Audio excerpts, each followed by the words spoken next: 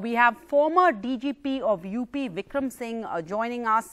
Mr. Singh, thank you for your time. I want to ask you first, these four persons who've been arrested, and the brother of Riya Chakravarti and the house help, Mr. Miranda, they've been arrested allegedly for procuring marijuana, but these are non-commercial amounts, correct?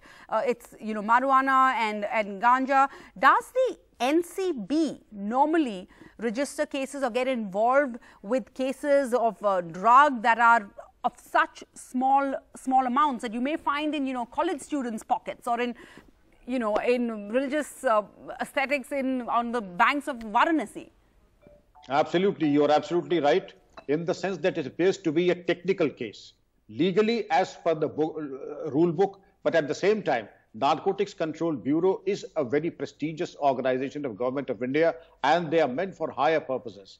International and cross-border smuggling of drugs, large recoveries, and crime syndicates and drug warlords, they need to be on the radar of the Narcotics Control Bureau.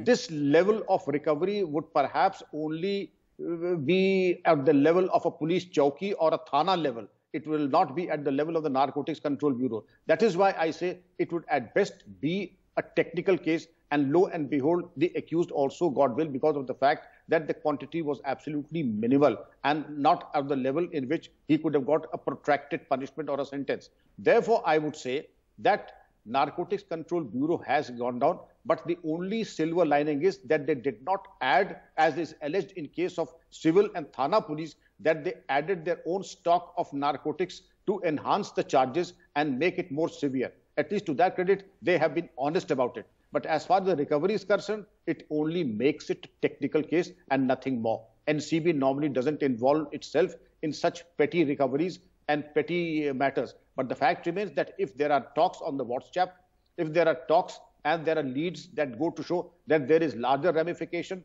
and international survey, well, right, so be it. Let them investigate it. But and those are the visuals we're showing right now. The gentleman on your screen, surrounded by the press, there is Mr. Mutta Ashok Jain, the Deputy Director General of the NCB, saying that normally this is not part of our mandate, but now that the case has been handed over to us or dropped into our laps, we will investigate it. But Vikram Singh, I want to ask you, one of the charges raised by the NCB in the court as they made their case for the remand of Riya Chakravarti's brother is that he used to pay and receive money for drugs via credit cards, cash and payment gateways. Does that make sense to you? Does that all add up? Because how would one then account for your income tax, your bank accounts? Would you, in your opinion, and given the experience that you've had, someone buying drugs, would they leave a paper trail, on email and your credit card and your bank accounts?